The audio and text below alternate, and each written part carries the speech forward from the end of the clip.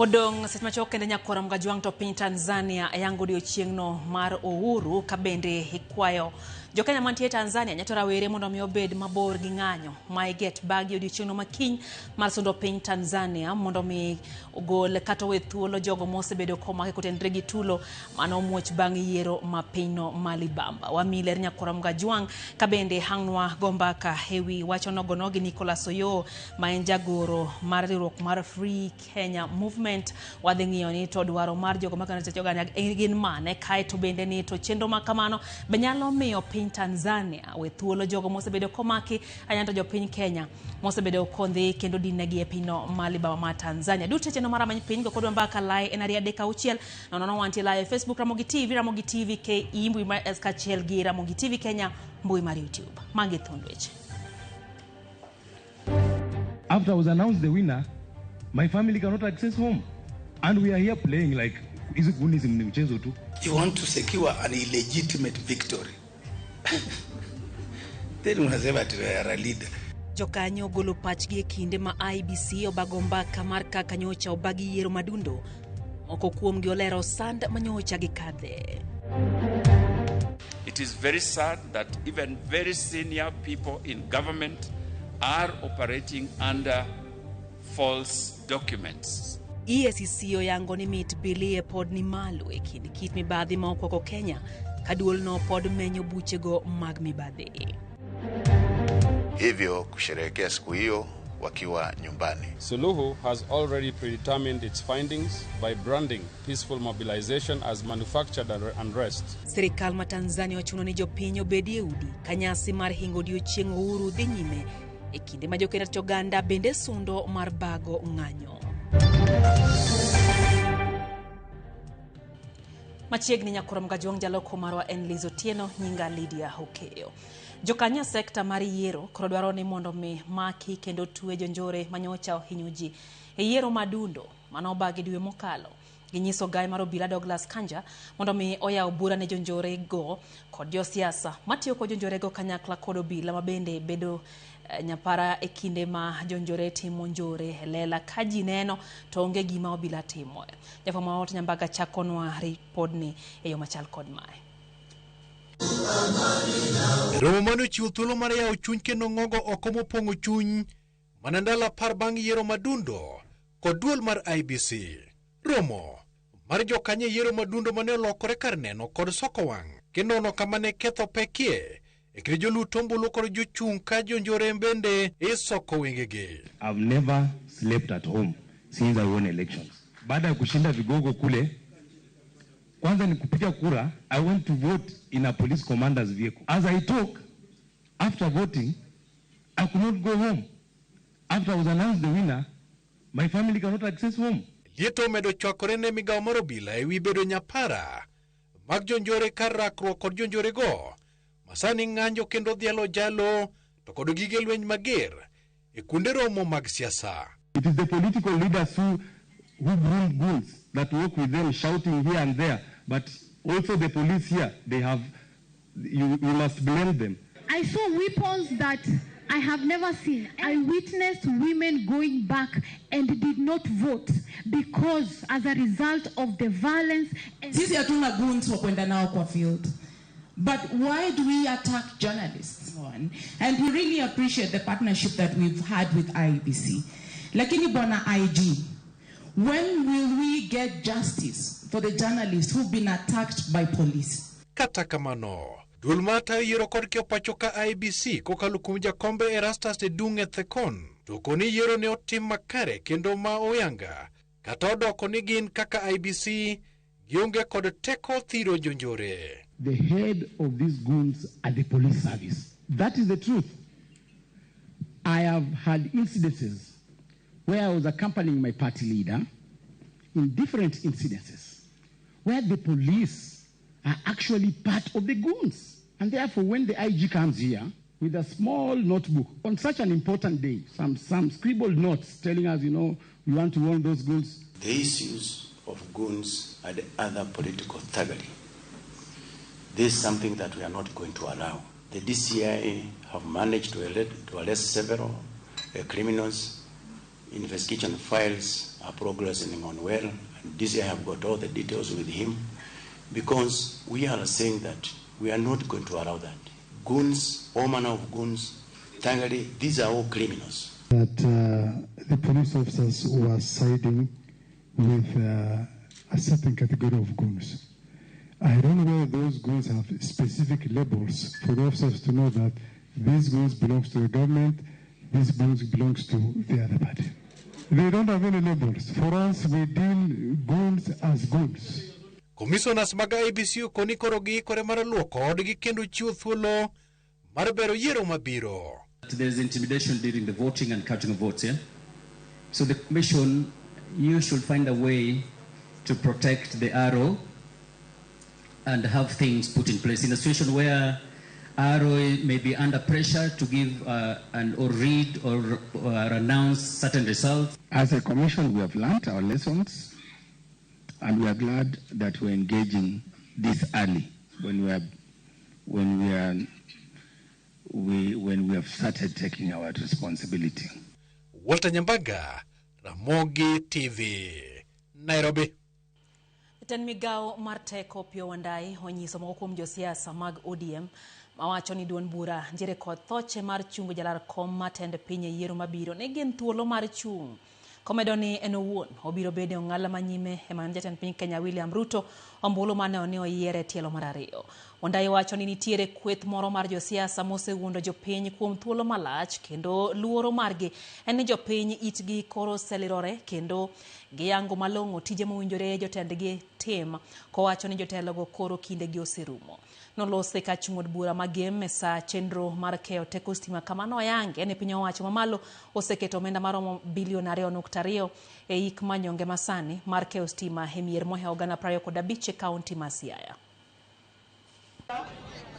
If you say that ODM can also produce a presidential candidate, nobody has stopped you. If you want to run for presidency through ODM, go ahead. Just go ahead. But you'll be running for what purpose? Go ahead, run, and we see how many votes you can get, even from here in Siaya. Yes. If you want to run for president under ODM, please go ahead. What we are saying is that as a people, as the people from this region, as members of the Luo community, it is only logical that we support Ruto so that he gets his second term and he forms a government with our votes in it. Sasa, kuna watu ambao wamedanganya sisi miaka mingi sana. Sisi hapa tumedanganywa na watu wachache miaka mingi sana. Na sasa wajinga wamerevuka. Sasa werevu wako mashakani, si ndio? I will take charge of ensuring Ruto gets the maximum number of votes from Siaya here and beyond. Sasa kama wewe uko na mtu yako ambaye unaunga yeye mkono awe rais, wewe kuja. Alafu tukutane, si ndio? Tan sirikal mar piny libamba ma Tanzania oyango ni ng'anyo ma ochan kod kweth moko ma kionat joganda e piny no odiochieng' makiny ok oyangi kendo en tok chik. Jawache lo piny owacho makono Gerson Msigwa kaachiel gi jatend migao mar weche maiyo koni obila dhi kawo ndawo mager ne ji mabiro chopo mar ng'anyo ka koro gikwayo mondo mi yweyo makiny oyud ji pacho. Kaka yuth mo ilero no tarik 9 makiny owinjo bedo odiochieng' ma piny Tanzania yango odiochieng' mane giyudie loch e lwet jowagunda. Anza kuona mtiririko seche onindo to piny Tanzania yango odiochieng' mane giyudie loch kowuok e lwet jowagunda. Kata kamano madhi bedo higa ma okwongo ma piny libamba ma Tanzania timo e nyasi mar paro loch ka ginie udi. Ma kaluwore gi maliekore ni kweth moko mag jodaki e pinyno ne ochiwo ripode ni gichano bago ng'anyo mar atipo mar kwedo telo mar Samia Suluhu e okang' mar ariyo magikoni ne ok oyudi e telo e yo maratiro. Jatend migao mar weche maiye mar pinyno George Boniface Simbachawane mae twak kod jofwambo kokalo kuom od fwambo mar Global TV onyono piny ni ng'anyo mar tarik 9 no ok oyangi ni e tok chik kendo bila dhi tiyo kod tekogi mar chungo ng'anyo moro amora ma ibiro bag kiny. Tarehe 9 ya mwezi huu wa 12, yani kesho, tuna watu wanahamasisha na kupanga kufanya maandamano wanayoyaita ya amani yasiyokuwa na ukomo. Hayaeleweki yanafanywa na wakina nani, ili tujue hata tuzungumze nao. Lakini tatu, yanaambiwa hayana mwisho. Sasa hayo sio maandamano, hayo ni mapinduzi.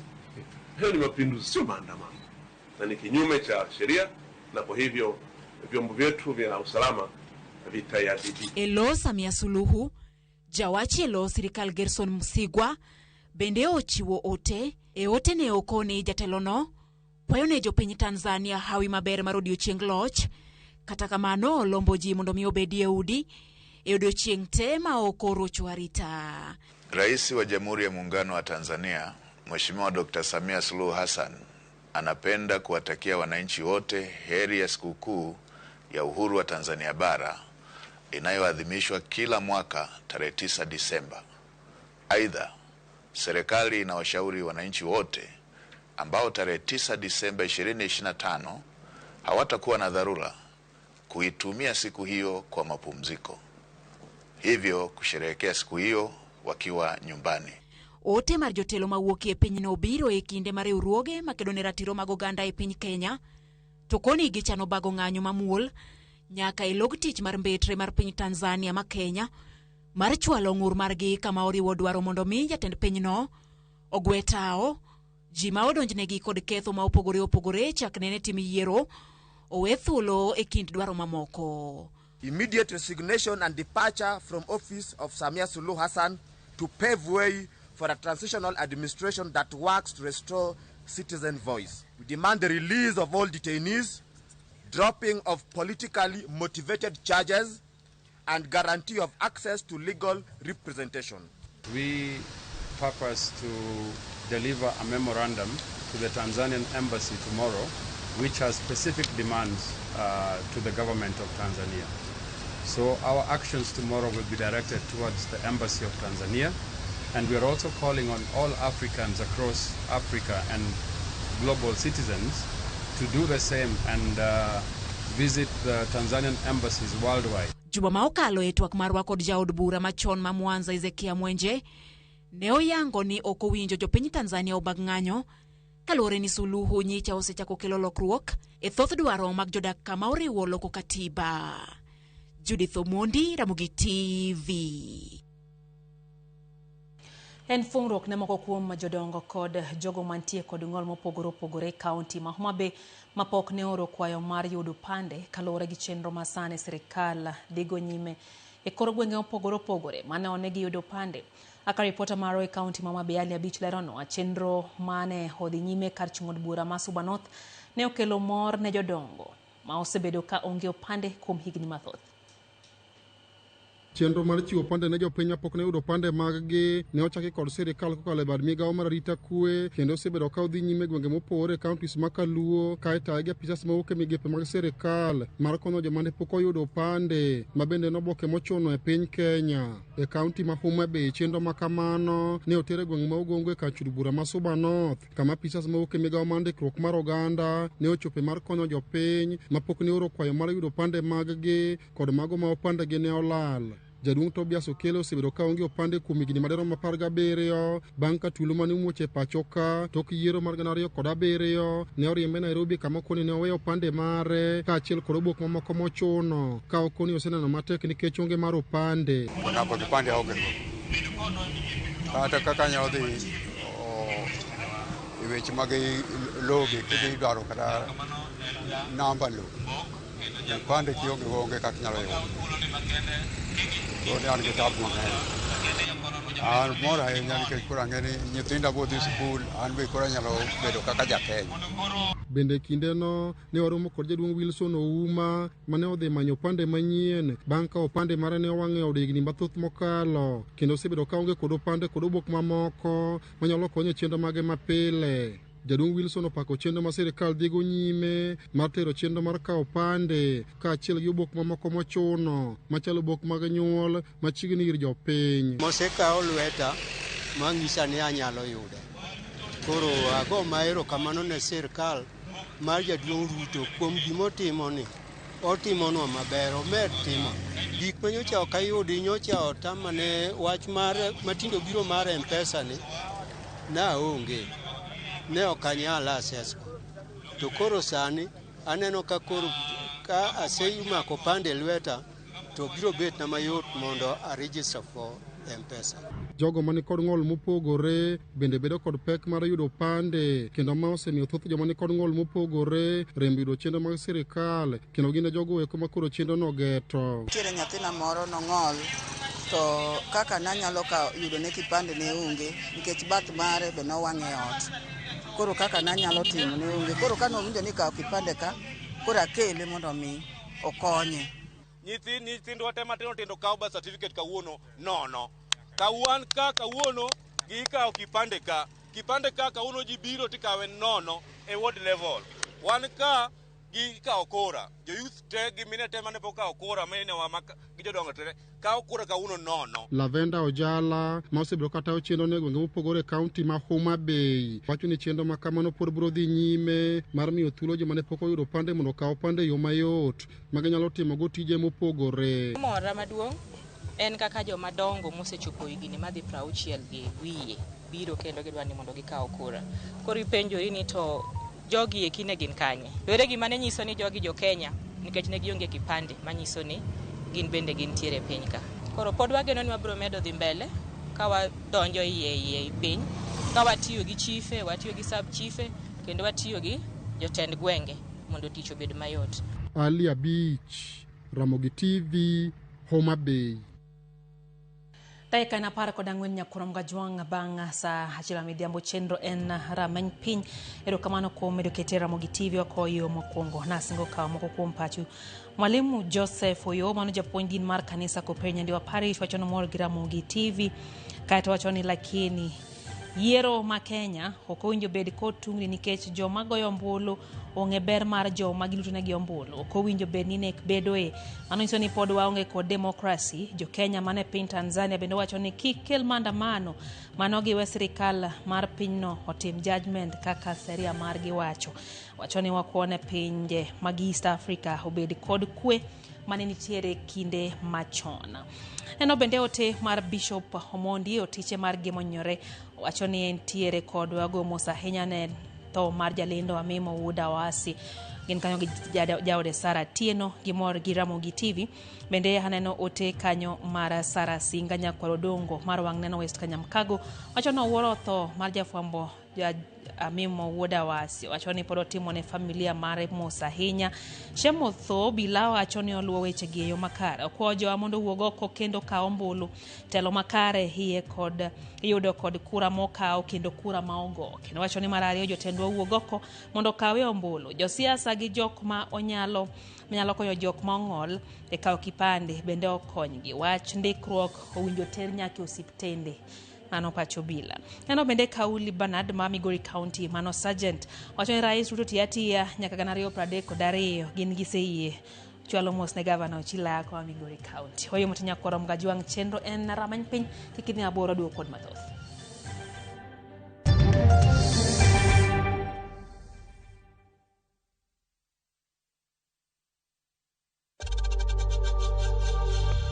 We know times are tough, so save money by buying airtime from M-Pesa to any network with zero transaction fees. Dial *487*2# and get your airtime PAP with zero transaction costs.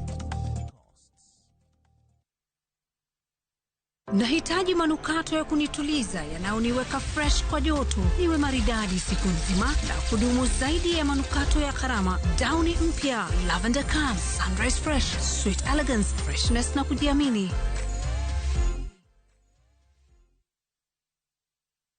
Royal Mabati Factory Limited nitie gi discounts makende mar skuku. Deka roofing tiles gin $100 Castile trusses to gin $199 e kilo. Gochnwa gi 0722 638 kata ket order mari e www.royalmabati.com. Teke na We Go Border. Chanua Jam, Fika on time at the lowest charges in town. Wear helmet and ride in style. Ni safi, ni safe na ni easy kwa mfuko yako. Wigo, your trusted ride. Download the app now ama SMS Wigo to 20425. You'll fike right on time. Wigo, your trusted ride.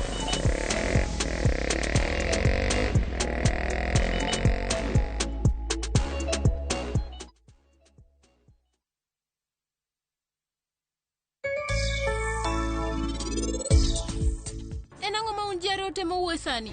Enangumi ini luongo Sanjoni Rajiv. Dong ini luongo ni Rajiv. Dawe niti. Ani Rajiv.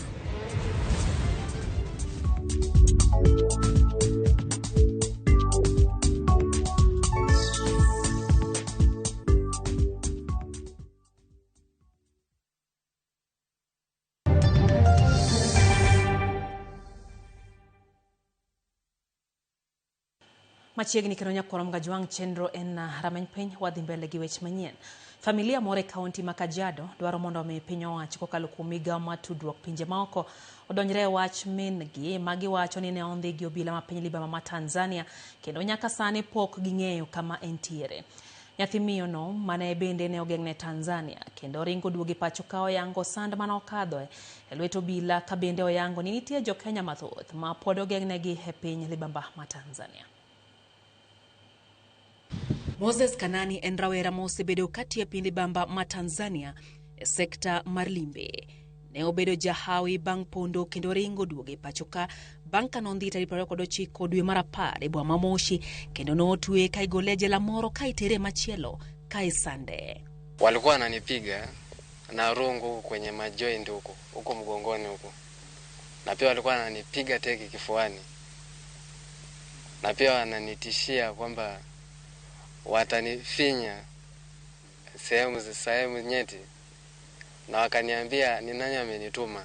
Kopogore gi sand mano kadhoe, owacho ni ne oket gi tiyo tije matek ka chiemo to ne imiyogi matin. Chieng' mane oringo ma opondo duoge pacho ka ne oyudo gidhi e puodho gi jowetegi mane bende ne otwe e jela ma Mwanga. Nakumbuka simu ya mwisho ambayo niliweza kuongea na mamangu katika mtandao. Aliniambia maisha yake iko hatarini maana anatafutwa na watu wasiojulikana.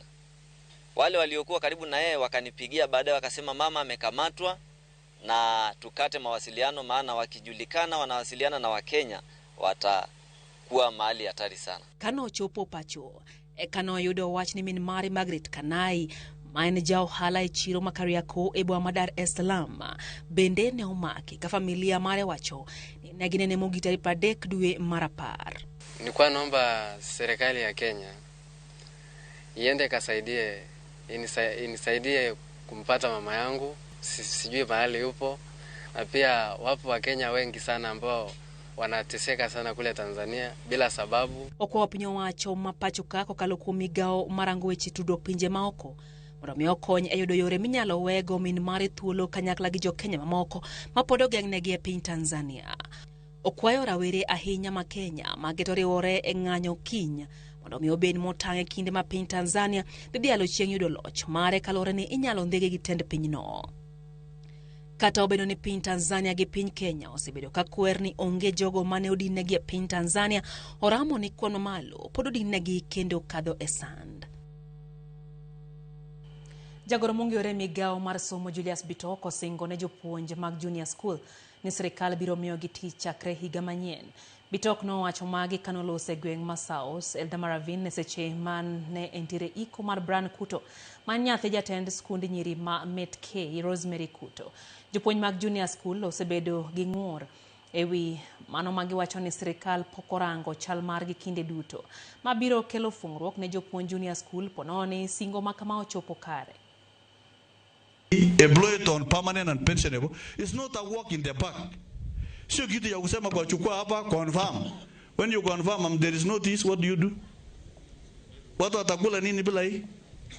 So what we are telling you, and I want to speak from point of authority, is allow us to look for money in supplementary to ensure that when they are promoted, they get salary. And when they are converted to permanent and pensionable, they have something on their table. We believe with your guidance and your presence in that education committee, you will do something for us. So we are saying as teachers, we shall January, come January, we shall not go back to class without teachers being confirmed. Kuambia walimu wa JSS, Mheshimiwa Rais amesikia malilio yenu, amewasikia sana, na nataka kuhakikishia kwamba ametuambia kwamba tujipange, tuhakikishe kwamba in the next financial year tuweze kuweka budget ili watu wetu wa JSS walimu waweze kuwa confirmed.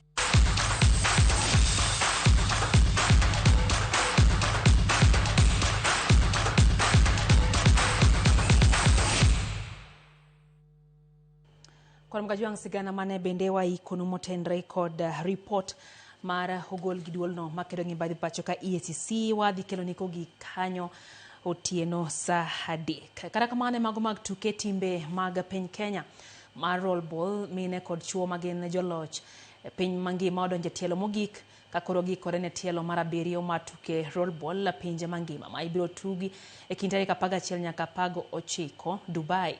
Chendo mag walo jotugo notim momondo e season manonywando jotugo mawuok e piny Kenya mangima. Tok ieko gi makare ne oyo jotugo 12 moriwo Wakeini kod chuo kendo keto gi kambi mar piago lony maggi kod keto kare kitugo kod chendo mong'ith motelo ne tuke mag pinje mangima. E kinde magikore mar biro nuoyo lwetgi kaka joloch, thoro mar wach magin go en dwaro dunyo timbe kendo e tielo ni mar 7 ka gigeto duoko pacho gi okombe 2 go mane giloyo higa mokalo. Ready to go to defend the World Cup because currently we are the World Cup champions, which we won in 2023 in Pune, India. So both men and women are World Cup champions. Earlier in the year we had the Junior Championship under 17, which was held in Kasarani, and we are currently position 2, both men and women in the world. All the eyes are on Kenya. That's one thing. So that's one thing we are going as an advantage, which we should utilize because they know they are playing with the defending champ, so they have to do something else. And we know we also have to really up our game. So as someone who was with the game when it started, I've had to push myself further to keep up with the new styles of shooting using both hands, one hand, to keep myself relevant through the 13 years. Plans have been underway all through from August. We've been selecting the national team. At the moment, we now have the full squad of 12 men and 12 women, then their coaches and maybe administrator. Team Kenya mabiro yore tuke mag pinje Afrika jotugo matindo tuke maibiro bagi boma Luanda piny mar Angola omi bendera mar Kenya kawuono. Kano we kinde mano chiwa yanga bendera mar Kenya ne timno jakom mar komiti matao tuke mag Olympics pachoka Shedrack Maluki okwa jotugo go mondo mi ochiwre kendo tim makare ka jopiny Kenya ntiere kod geno kuomgi. Maluki no oten gi jokanyo mag nok K Dorino Kiri mabende ne ojiwo jotugo mondo mi oket maino mar getio makare kendo duogo pacho ka gi midila mopogore opogore. Tuke go biro chako tarik 10 nyaka 22 dweni ka tim Kenya biro ringo jotugo kabo tingo jotugo maromo 83 kidieny mokwongo wuok e pacho ka kawuono. To be here today to wish our young athletes all the best in Angola. This is the future of our sport and also the leaders of our generation. So we wish them well. May God be with them. This is a team that is going to compete in the future Olympics. So it's a young team which we are looking forward to seeing it in Dakar next year and LA 2028. So we are building a brand as the National Olympic Committee of Kenya, a brand that we are so sure that is going to do us proud as a nation.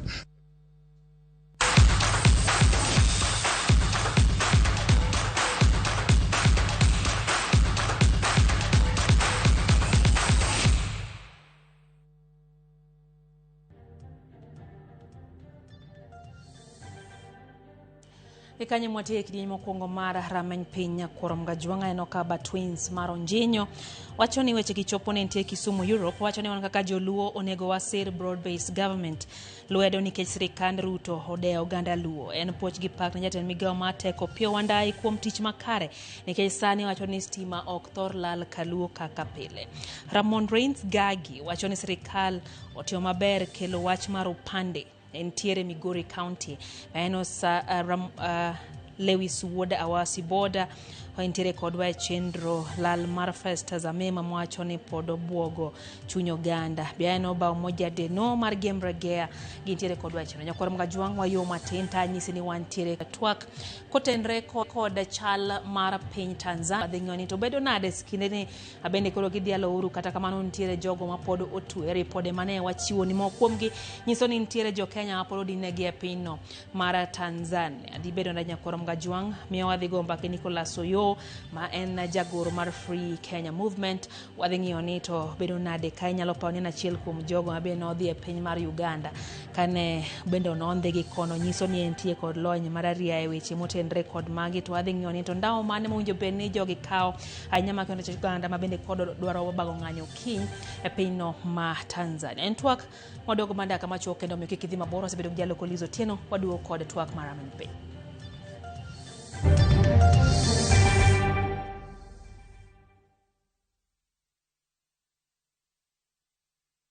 Are you a Kenya government civil servant na uko na emergency? Usijibox kwa noma. Borrowing on MyMobi has never been easier. Simply register, apply, approve, and get your cash in minutes. Dial *531# and get up to 20,000 shillings to sort your emergency and pay from your next payslip. No paperwork, no drama. Ni wewe tu na simu yako. With MyMobi, now you're in control.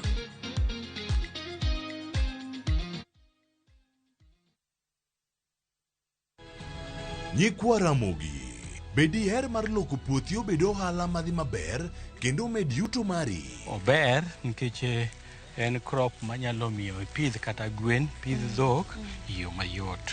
Wakelo ni chenro mar pur gi ohala. Chakre ikolo nyaka geng'o kute machamo pithwa. Pur mar nyanya nyaka ing'e tuoche mag nyanya mokwongo. Mar ariyo nyaka ing'e yedhe migoyo nyanya. Puonjri yore mabeyo kendo manyasani mondo imed keyo mari. Mondo yud yuto maber en ni niang' nyaka ido maber miol ne pi timne irrigation. Kaka chiro medo lokre wanyisi gigo mausre kendo nigi nengo kaka kinde loko. Koro rabonda nuka pure kota eka nika pure maber balose tayute molo kana yudo oduma e puodho mar kota eka. Tudri koda an alori nyaka Black tich adek saa achiel gi dakika 45 to mana e Ramogi TV.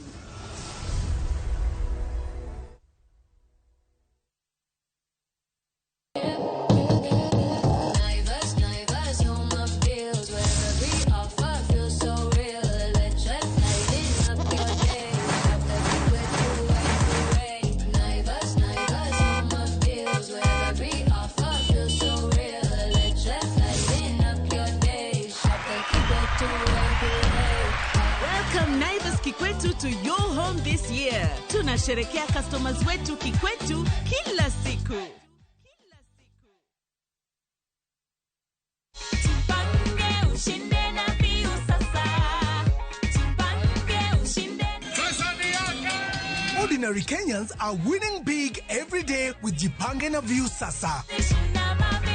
Over 3 million shillings already awarded. You can also be our lucky winner. Simply subscribe to View Sasa from as low as 50 bob through paybill number 724-177, account number, your telephone number. Watch your favorite shows and you could be our daily, weekly and even the grand prize winner of 2 million Kenya shillings. Nikisema View, mnasema sasa. View Sasa. The more you subscribe and watch, the more your chances of winning. Simply subscribe to View Sasa through paybill number 724-177, account number, your telephone number. Jipange na View Sasa. Subscribe, watch and get rewarded.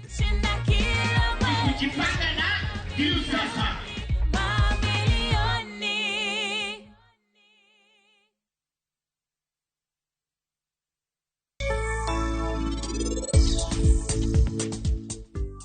Nititimna gimoro Adani wi mondo wil koda nyaka chieng. Pari nyathina, kata ng'o madhi timre? Kik item nyiso mamani gimoro amora matimre kae. Gisani ngimane ok nikare. Bende niwinja maber? En ang'o ma un jare otemo wuoyo sani? En ang'o ma in iluongo Sanju ni Rajiv? Dong in iluonge ni Rajiv? Dawe ni ti. Ani Rajiv. Adwa ni nyisa. Nang'o momiyo?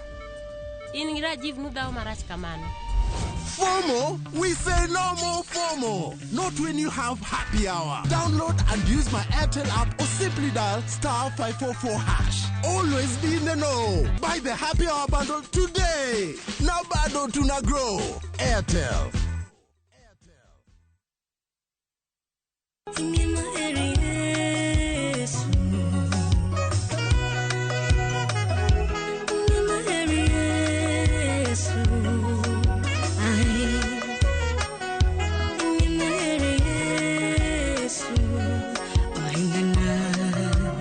Opak Ruoth kidwa keto wendi kaka sikiza kimari. Idiyo *811 *406#. Par Ramogi TV ema choko wawa duto.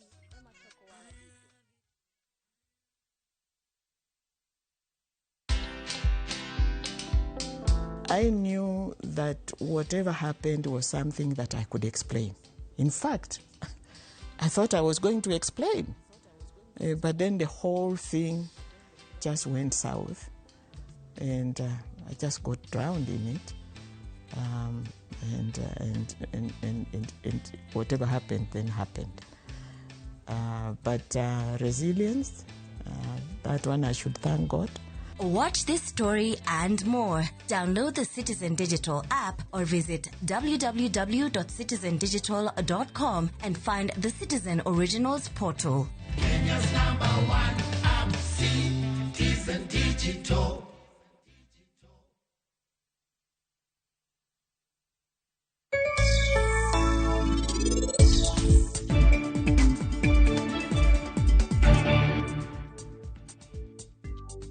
Dol mana awinjo oko kanyo, awinjo ka gimen mar Sanju gi Pari. En ang'o momiyo gin gidhawo? To bende gin pok giromo ga nyaka nene?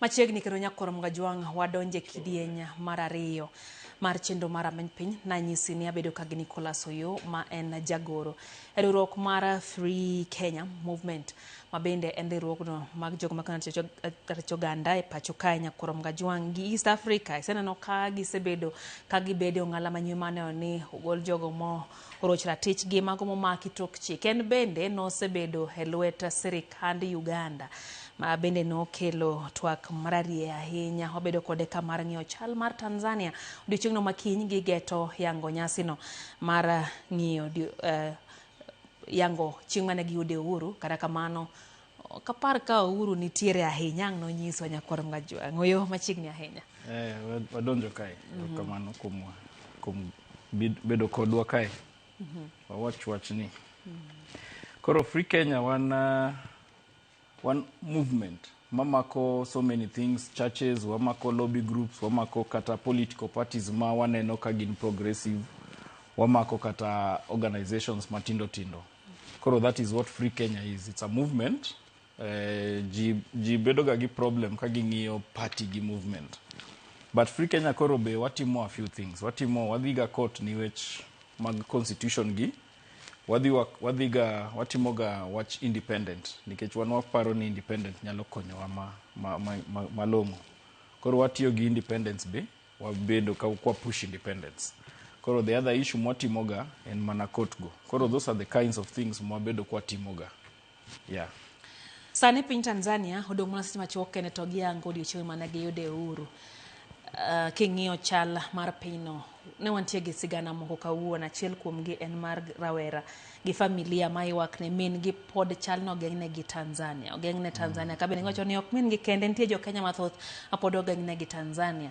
To kata mana jo piny Tanzania giwegi, nitie jomoko no video mane nyiso kaka ne iweyo moko to familia mar gi bende romo ne gi ywak kendo ne gin gi chuny malit ahinya kaluwore gi kaka osebedo kogeng'ne gi kuom ndalo mathoth. Biparo ni piny Tanzania ni machiegni gi yudo uhuru ka kinyno giyango ni ne giyudo uhuru. Be gin uhuru adieri kaka wachore ni koyo? Adier uhuru to gionge go, nikech kata wach makinyno osebedo ni koro ochung ma wachno. Koro the issue mantie Tanzania ka is very shocking, nikech Tanzania has always been an island of peace. Kenya, Tanzania, we've always been groups countries e Africa kae maonge problems, kata mana kata mana ng'owa. Koro gima waneno ni timore Tanzania was very shocking, nikech gima nochako ni ok no expect ni wabo winjo ni nitie problem makamano. In fact, we were expecting him macha room mondo wa concentrate on Uganda, nikech Uganda is the one we are a bit worried about. But Tanzania ni obwogowa, nikech kaka otimore no be obedo marach ahinya. It's very unfortunate ni waneno gik makamagi, to wasebedo joma wadwaro ni mondo leadership mamon mondo tim tich. Koro wawora ni ang'o matimore kocha. It's very unfortunate, but wabotemo konyre kodgi mondo wane kuma wanyalo tere. Oyo samoro leadership mar mon, samoro en bendo ng'iyo kaka jowetegi dil gi joma dwa loko tendgi. Samoro en bendo ng'iyo kaka jogi timore. Dibed ni en influence moya e Kenya ka gi Uganda, nikech wacho ni ne en piny mane nitiere kod kwe. Kata kamano en bende samoro osego wang'o ne ok kitimo. Wacho ni an bende karakao. Do bed ni mane matimore? It's unfortunate wa suspect ni mane gima timore, nikech gik matimore Kenya, Uganda, Tanzania chalo ka gima gidhi together. Wasebedo gi abductions e Kenya madhi Tanzania, joma Tanzanians mobedo abducted in Kenya. Nentie Maria Surungi mano gitemo kawo kae. We've seen gik moko kaka BCJ Girigi. We've seen Boniface Mwangi Giri no the Tanzania, and then you saw what happened. Koro waparo ni there is a gimoro magiwacho ma is very unfortunate, nikech watch Tanzania ka in CCM there was no need ni mondo ibed gi problem mar kura. You will always probably win that election. Koro wawuoro ni ang'o manotimore ni koro bed ni kura ok timre to ini kawo 98%. 98%, ai mano kata kiyudo kata dichiel. Kura ne ababa. Koro wawuoro ni what happened. It's very unfortunate. But wan gi gik mwase wacho ni wadwa ni mondo wa push forward e wach Tanzania makiny no. Wawacho ni nyako wuogi e loka, nikech nyako wuogi e gine kom, nikech gima timore nyako wuogi e kom. Wan gi gimoro mwa demand. Wawacho ni immediate cessation of all violence, repression and arbitrary arrests. Koro mano ni onge wach ni imako ji arbitrary ni violence maendelea, nikech violence matimore Tanzania wang'e ni from serikal, which is very unfortunate. Mondo wekom mondo wakau jomoko mondo tim transition administration mondo wane kaka wadhi forward. There is also detainees manegi kao, wadwa ni mondo all those obed released, nikech that issue ng'ama nokau ma weche maonge richo motimore to ket ni weche moko ma very unfortunate. Nikoro imiele mtandao mano koro iwacho ni treason. It's very unfortunate. That is amazing. Koro wadwa ni mondo disband illegal security formations man kuno to militia style groups, immediate resignation of and prosecution of police mano timo those arrests mano nego jigo. We want to have that done.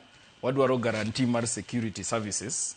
To koro wadwaro also cessation of attack on religious communities. There is gima timore kacha ni ntie wach ma din mabiro kanyo, ni nja din makamae koro gikelo wechego. So those kinds of things wadwa ni mondo restoration of full internet mondo bedie, and then support mar independent international investigation under auspices of African Commission and Human Rights, People's Rights and Cooperation from UN.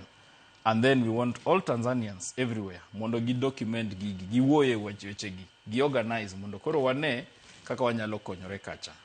So those are the demands ma waseketo kae, to gini wadwa tero ka Tanzanian embassy.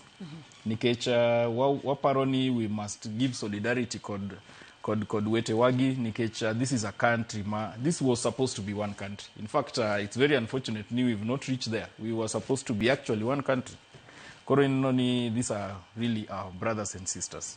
Koro nyaka wane kaka wakonyore kanyo mondo wane how it is going to move forward. Oyo Mama Suluhu mabende jatend piny sebedo ka kwero jo oko matemo donjore e weche mag Tanzania.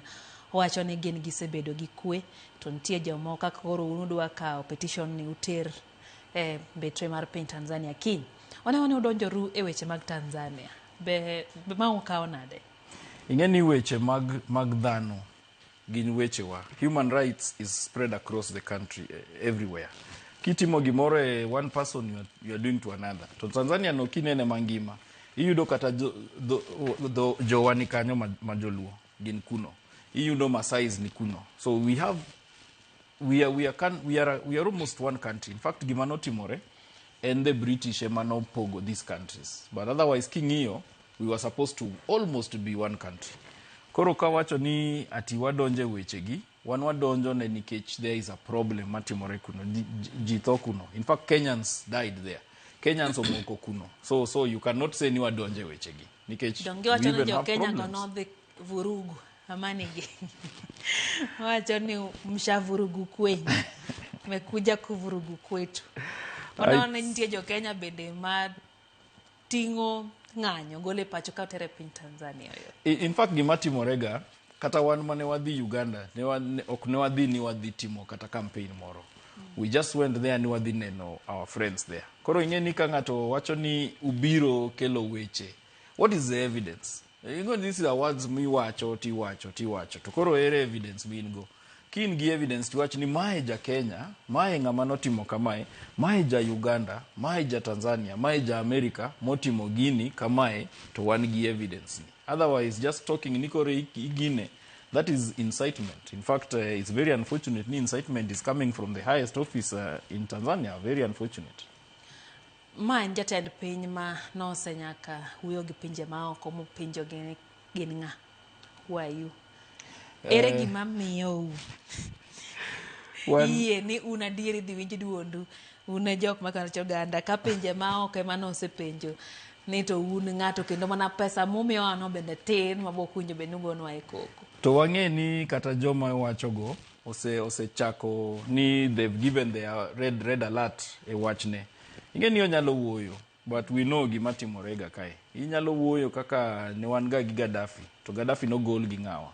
Koro sometimes wuoyo ma ibuogo ji gi watch. Mano is not anything. People are dying in Tanzania. They are our people. Nyaka wakonygi. So we have to find a way ni mondo this thing has to be dealt with one way or the other. And one of the things we are demanding ni mondo we tijno. Mondo wachaka fresh in Tanzania. Because okwanyal bedo gi weche ma you just decide nikoro inemigo kura kendi. How do you do that? How does it become ni onge kura manogo to in you 98%? Those are things that are very unfortunate. We didn't expect that from Tanzania. Newa paro ni Tanzania is somewhere which nyalo will go nikech onge weche maricho madhi mbele kucha. And now see what is happening. Very unfortunate. It's being discussed across the world. Marach videos muneno gik matimore kocha. It's not fair. Kopogre gi wuok e kom mondo mi awe kom tend piny no. Untiere gi suluhu mane kata solution mane. Koso nyaka wuok mane kom to be wuok e kom ne nyalore. Kaluwore ne achiel kuom inyalo paro ndalo mane ng'anyo ni e pacho ka bende rawere mag Gen Z ne dwaro ni mondo jatend piny wuok e kom. Ne gidwa kata dhi State House mondo gigole gi thuon. To mana ok onyalore. Bu paro ni ma en gima nyalore golo jatend piny Suluhu e kom e piny maliwa ma Tanzania. Ingeni manotimore kae is a bit different. At least mano ne watch finance to wadhi kamae. But this was an election. Elections have been a problem for Africa. To waneno ka mae no dhi marach. In fact, there was no election in Tanzania. Koro gimwa wacho ni she's not even one enoka be okeni rightfully e komno. Koro the issue mantie kanyo. Wabotemo the best. Kapo ni oktimre, wabotemo our best. Not just us, but the rest of the world. We are working together with the rest of the world. You say we enjoy Americans or watch, EU watch. So people have understood gimatimore Tanzania sani. Tanzania, en gimoroma, everybody was surprised and shocked. Still people are wondering. You know, there are people who can't even place Tanzania. And you want to need Tanzania? Why Tanzania? In Weche mag violence, magangoa, that one has never been there. So it's very unfortunate. Ni my team, re? Managi, you know, the first mon makoro okaokom, which is very unfortunate. En picha maracho okang na yeni ne wach ni mon gete maen ngata chiel mabende okang no waket ne mon to magen jotelo wang'eyo ni nitie jotelo mamine malongo wang'eyo ni gintie kata na maybe nitie jatelo matimo maber mamon koro wang'e ni it's not a matter of mine but koro gima rach ni koro some people will start saying that ni kapo ni monokao to nyalo bedo worse, which is very unfortunate. Why Yudoka Mano is not something we expected. In fact, we had thought this is going to be like normal Tanzania, kaka bedoga. At least Kimoro Timoreto after 10 years always come to Morokao, which has always been happening in Tanzania. Oyo teko ma jopiny Tanzania nego pogore gi teko ma Kenya nego. Tie jo Kenya nigi dirruok moro enthusiasm miyo doka ginyalo wuok adier ma gidhi ndara ma ng'ato chung' ne police kidwa nega tinega ma mane miyo nochich ni nitie jo Kenya mano wuok odhi obago ng'anyo piny gi ma Tanzania. Biparo ni jodak ma Tanzania osegik lai mar wuok oko kendo dhi bago ng'anyo mar suno jatendgi mondo wuogi koso nyaka konygi gi jok moya e piny Kenya ka un kama. Wach miwacho ni kony no is very mano is gine intelligence mar jogo nikech ing'e ni gine magidak kanyo wan okwang'e gik ma endelea. In fact we were very shocked ni that is happening in Tanzania. Wan gik mwatimoga en mana ni sometimes wanyalo bedo gi some discussions between us about East Africa, about Africa. Those are things ma wan gago but wacho ni koro nyaka konygi that is very unfortunate. Gine magi winje. Namoro wako gine monge kaka suit timo kaso Weche. Koro the issue man kanyo no en mana ni ng'ato dwaro we ni mondo wach ni oyud gimo wacho. But the reality of the fact gino no dhi marach. It is very unfortunate ni en gima nobody expected. We had thought ni elections bo timore as usual. In fact CCM usually wins election. In fact, okwang'e ng'ama nong'ise ni mondo koro wayud this problem. Nikech CCM, kata kose bedo gi ticket ma CCM, most likely should have won the election. There was no fear. Koro waworo ni ng'ama nomi advice machal kamano. Koro ng'e ni this is just ni odwaro kaka o divert attention. But the reality of the fact, mano Tanzanians emotimo gigo, kawane mwakonyogi. Wan ok nwachopo kuma ne gichope magi wang'o ute ya kiang'oa. That one we didn't do. So you can't say ni wan matimo training nikech if we were the teachers macha ne one or twice two cases but in Tanzania it was very bad. It was a bad issue. Ji otho kuno inego ji ichano ji tinego, which is very unfortunate. Idwaro hukumo beti. It's really something we could never even teach anyone that kind of thing. Yeah. So mago mana diversion of attention.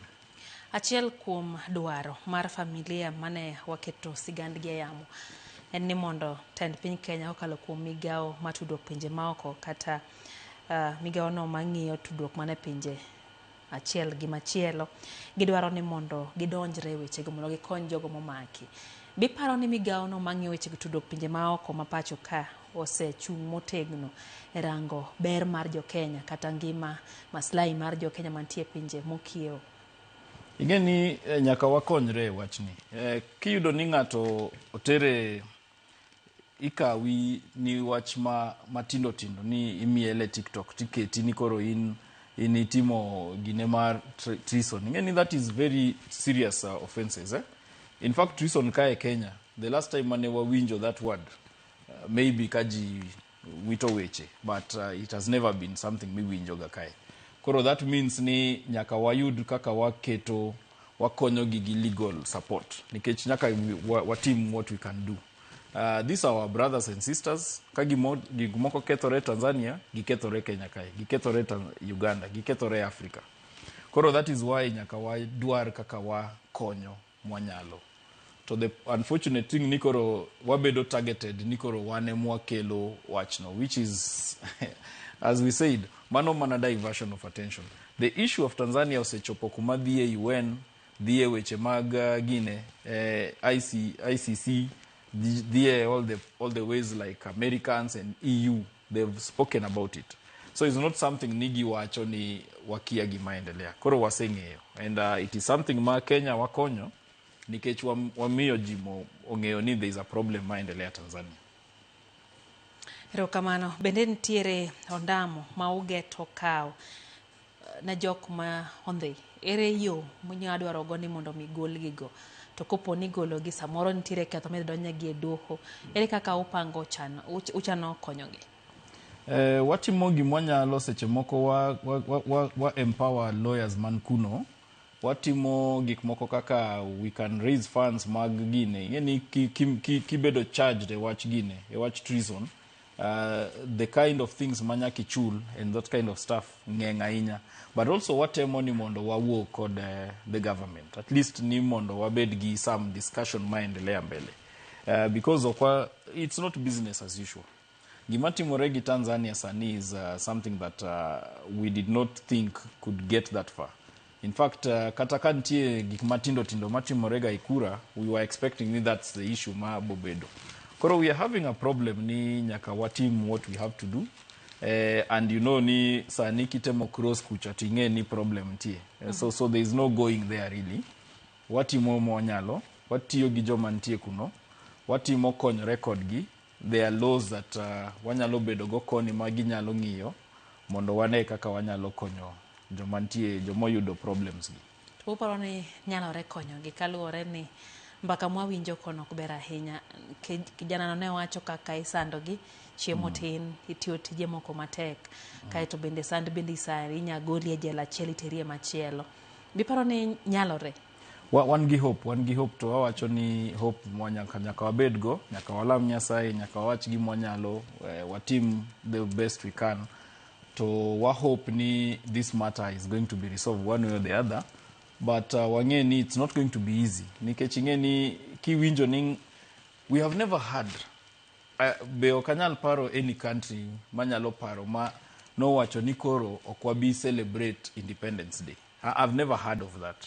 Kiwinjo mano to now you know there's a problem.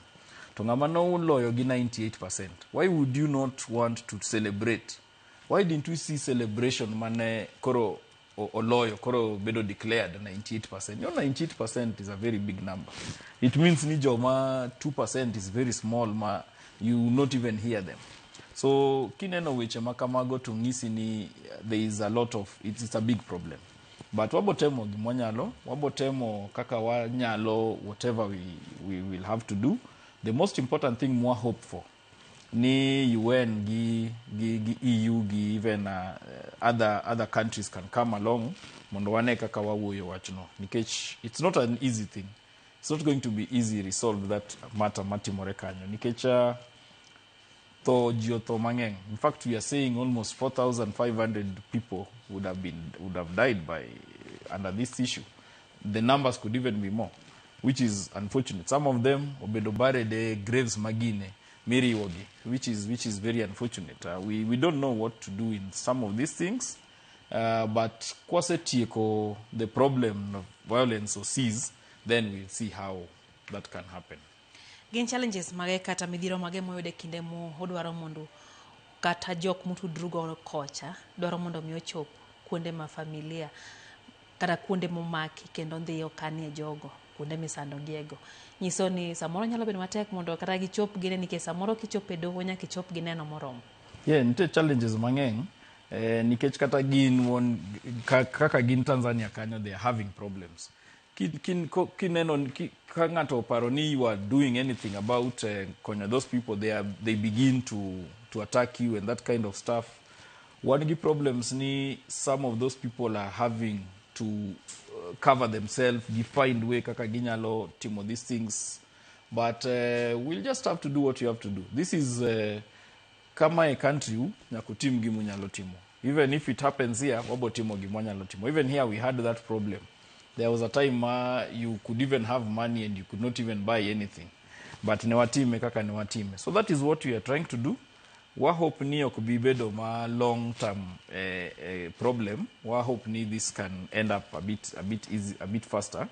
Mondo at least we are bed kama things can go back to normal.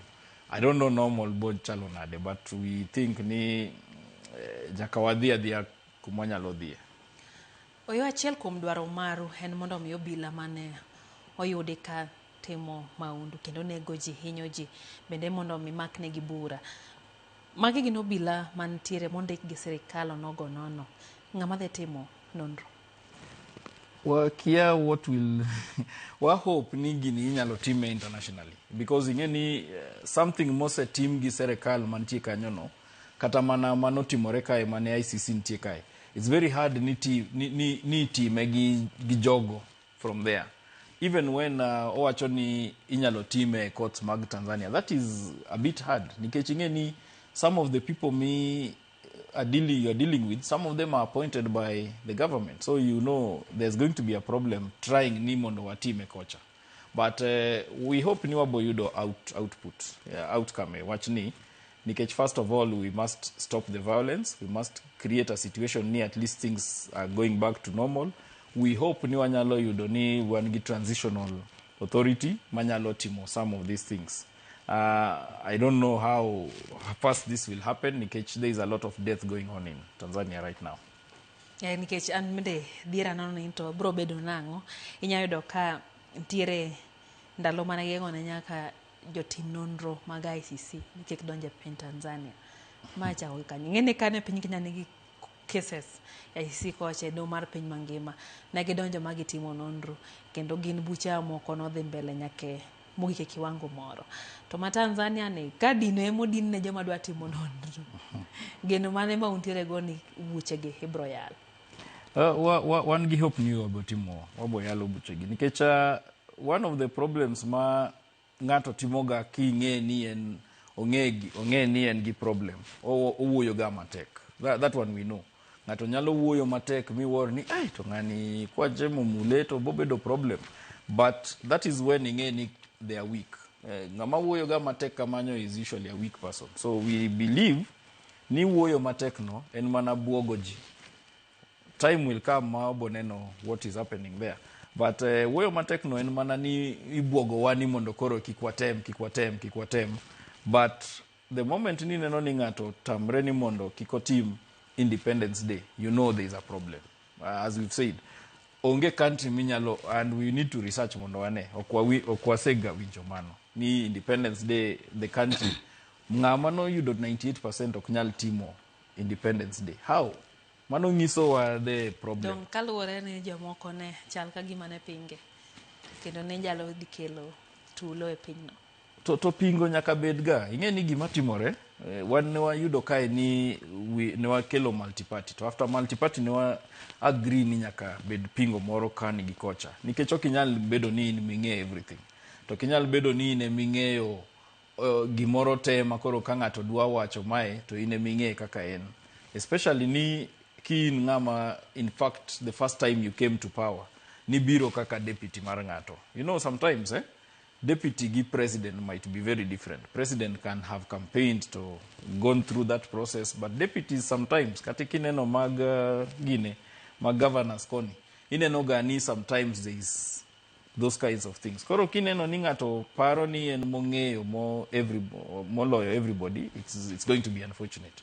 But what you're saying ni wang'e ni mai nyiso wani there is a problem ma ngato temo ni mondo nyiswa ni teko na ntie kanye, lakini wang'e ni there is some problem mo otemo hide, and that is something that we believe ni wabo deal go. We hope ni buche gibotimore, and we hope ni we are going to get an outcome from Tanzania. Diponi bedo neno yudo komnik bang' nindo mar Magufuli ema nyalo miyo bed kod luoro makamae.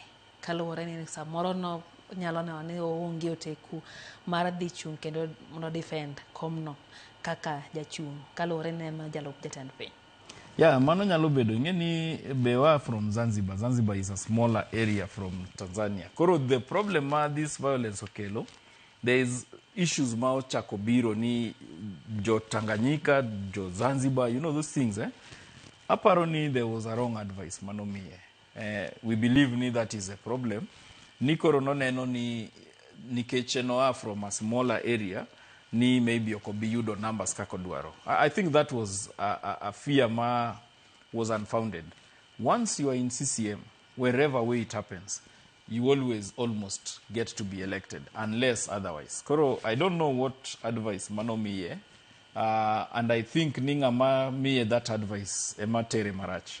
But being nikoro mayo setimre, it's very unfortunate ninya kakoro watim gimwatimo mondo wane in Tanzania can go back to the Tanzania we used to know. It's very unfortunate. Nikoro wangi a country ma used to be very peaceful. Tanzania has helped a lot of movements, independence. In fact, a lot of them, Mozambique, Sakia, South Africa, those places. Tanzania was a place manewadiye. Koro, I don't know, it's, you wonder, the history Tanzania nigot or what we are getting now is totally different from what we had hoped for. But wabo tema gimwanya loto, let's hope wabo yudo gimwa an outcome. Ere kamikete nyalo mar oganda jo Tanzania bedo kod thuolo mar riwruok kata assembly, freedom mar assembly kata wacho pachgi, freedom of expression. Inaonade kama gigi kebe gin kod nyalo mar wuok kendo anya to bang' neno ka osenego oganda kendo jomoko bende hiny, moko lalgo, moko bende ndheyo kata mana doho kotergie. Gimwange ni kochopoga kuma ihinyo ji kaka ihinyo no, to buogo ji gi bunde gi akiang'owa. Sometimes oktiga. In fact, people reach a point magi wacho ni karach to rach. Joma dhiyo dhi, to wabo timo gimwanyalo timo. Inge gimoro, there is no government masose loyo ji. There is never. Iyudoga government mobet kanyo for 40 years, 30 years, 20 years, and then suddenly gimoro timore. Even Sudan kai, ni wangi al-Bashir. And one time al-Bashir onindoka is very powerful. The next morning, the next evening, oringo. Koro, we know ni that can happen. Katakanga to wacho ni oparo no nge moloyo ji. Wange ni wangi history. To history has always favored the people. People always win. So ngama paro ni serikal nyalo bogo ji. It's very unfortunate. We are going to have this problem for a while, and the people will eventually win. That is our belief. People will eventually win this. Geno mari ni oganda pod biro bedo joloch. Yeah, there's going to be changes in Tanzania. In fact, gimati morekoro, obo loko kaka patch marji. Patch marji nyalo bedo ni koro they are more careful. Ngeni Tanzanians no chopo kumakoro they are more a bit ni ongegi magi wacho gi a bit careless. Sakia this makamago onge problem magi neno. But you can see how it has gone. It's even worse than what we had in 2007. Odi Marach ma we are so surprised. And that is something more we didn't expect, because we had thought ni katakanti a problem okobibedo ma rach ma chopokuma jitoe ma it's like one lose about 1,300 from official figures. Ginegi said the 3 times over that, and things are still going on. So we are looking at something that can go to about 5,000, 6,000, 7,000, 8,000, 10,000 losses. Koro, that is something more actually no. We hope ni there is going to be a way out. We hope ni the international community bokonyo. We hope ni gibo winjo watch. And we hope ni kata watch ma timore ni gibo decide ni koro gibiro back to the table. Mondo wane gimo timo. But we are praying. We are praying to our hope ni gimoro bo timore maber. Ero kenge makweth ma kwedo piny owacho kata opposition nyalo timo kata nyalo kawo. Mana ne gin bende gibedo ng'ala manyien mano ne ratiro mar oganda ma Tanzania oyudre makare. Nyalo paro ne ka jatend piny Suluhu nowacho ni ne okodino ne ja opposition no oseluor ne the lawyer. Dino to is very clear no Dino, because ingeni you are in prison. Africa one gi problem. Ineno ni opposition leaders ibedo attacked gine prison. You know Suluhu no the race ma she was the only one who was there. the other people mano the race no we are still me I've not looked at anyone fridge culture. But by the time we came out you don't need this thing is happening. Unfortunately the Jomano Chungni kaka opposition were not even people who you can say. So a no-goal opposition ma very powerful mondodongi the others. Aparoni luoroma iparoni ingi fears they are very dangerous fears. Nikechi ingi fear ma unfounded fears. Because you see, as a person ma niparo nikoro yudo leadership nikeche maybe ngato nindo koro ikao leadership in that way me nikori bedogi some doubts but Sulu should not have had those doubts. In fact she should have looked at the numbers were showing she's going to win as we had expected a win from her. But now keep target the opposition. You're even making them now stronger. You're making their case even more powerful. So I hope ni okubiti moreka mano, the opposition bog come back and things will go back to normal. And we hope that there's going to be rights, restoration of rights in Tanzania. Ere thuolo ma riwruok mar pinje Africa kata African Union riwruok mar pinje mag Afrika ma ugwe EAC kachiel kod SADC kere thuolo ma gintiere go ne gin bende gikonyo ng'iyo ratiro mar jok momaki e piny Tanzania. Ing'eni Africa kae wan gi problem. EU no miwacho no kata mana budget ma EU timo it was being even funded by foreigners.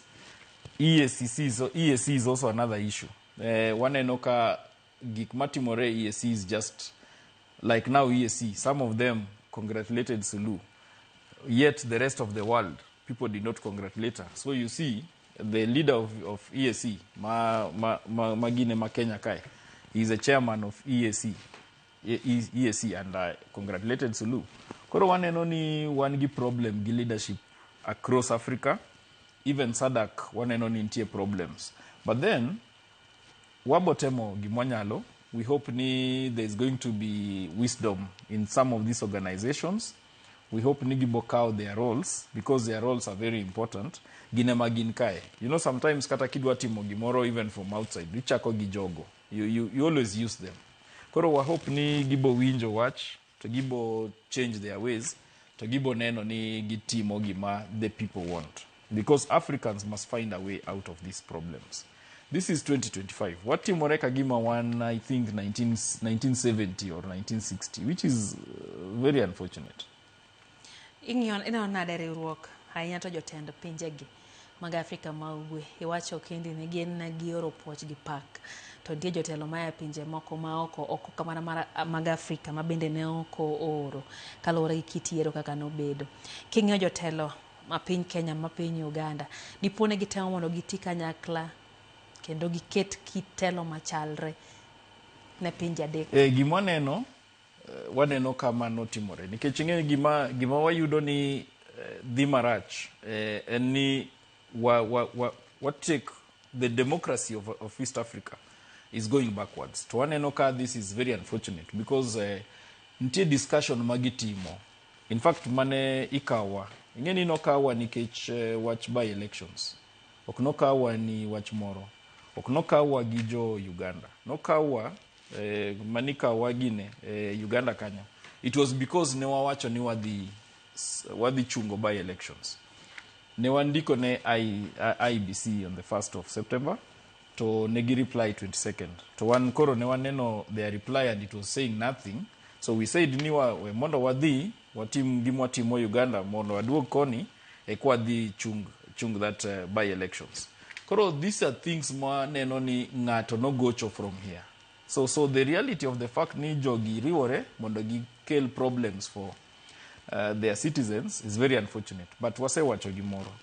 Nika citizens makore to onge gima botimore. We are going to win this issue and democracy is going to be restored. Even in Tanzania, you will not shoot everybody. Inyalo shoot a day and win a beach. But sometime it will reach a point to jiboka out their rights back. And that is what the fear mane Obedgo should have been that one. Niki kept country, mondokoro obed kuma jinyalo goli. And that is what you have now. country okethore, koro there is a problem. People are demanding ni mondo we come.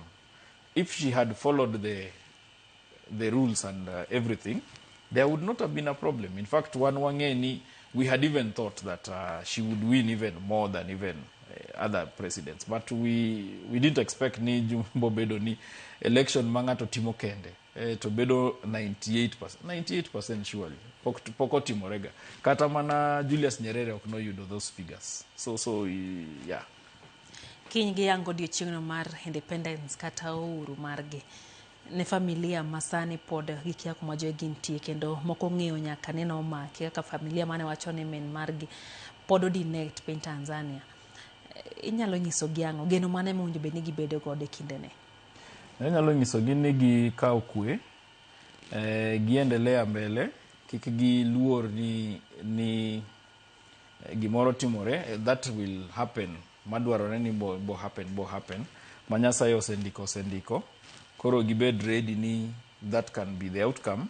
But at the same time, giendelea fight for this opportunity. Nikech kose chopo ni koro ubedo targeted. Ingeni problem mabed ga ni kingiso luoro. To they do it worse. Nikech ginge ni koro it's working. So we hope ni ginyalo kaw kwe to ginyalo tiyo. To ginyalo continue. To kataka giyudo ni giselalo owetegi. To at least gikaw kaka ginyalo mondo gi use that as an opportunity more mondo ng'at moro be or lose their people. Nikech every time ni ng'ato neno ni ka buogo kae to timore, then they take the opportunity gitimo even worse. And we hope ni ginyalo neno mano. Wach mari mogik kwatieko. Wawacho ni on the 10th of December wadhi kaw signatures mag Free Kenya movement. Nikech the same problem wadhi neno. We are thinking ni Uganda nyalo bedo the same thing. There is a lot of violence, is cessation of things like internet and what have you. Koro waneno ni that can be a problem, and Kenya waneno by elections to waneno kaka otimore. Koro wawacho ni one of the things mwadwa ni mondo watim gi signatures go, wadwa loko the system mar elections in this country. We want to have electronic system. Nikech Brazil ne nigi problems ma wan gigo. Every time dispute. To manegi loko to gikaw electronic. Tinde gionge ga dispute. Even as we are saying, ni that is where we want to go. Koro wadhi e town kae, wan gi notification mosebedo received.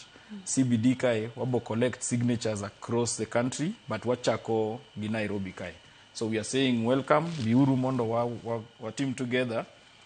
Jomadwa ni mondo konyre kodwa. Wan gi pay bill, waketo ga pay bill. Wan wakaw ga matin from ji. Ji wacho ga nongiswa ni nomiwa pesa gi foreigners. Wan wakaw ga from the people. To wan gi pay bill main 663670 tindiko nyingi kanyo. To iketo matin minyalo. To mano ema gima tero wa forward. Koro we hope ni wabotimo gini mondo we don't get to this problem. At least kataka these other countries are problematic, but Kenya nyaka wakete maber mondo koro we can do the rest of East Africa. Erokamano wakono hai mabere kinde mabeno ta mondo mirach oganda onge makare. Kono mgajong mano Nicholas Oyo jagoro mar Free Kenya Movement en dwaro mararia mar dwaro mondo me jogo momak Tanzania wethuolo kero jo Tanzania bendo yudo uru adieri kama chal kod uru winjo bed ni kinyno winjo bed ni gibedo kod nyasi kata kamano nyalo bedo kod nekruok kaluwore gi mago mosebedo katimore e piny. Orom kon sa deke chendo maro imore otich masane nyinga Lydia Oge.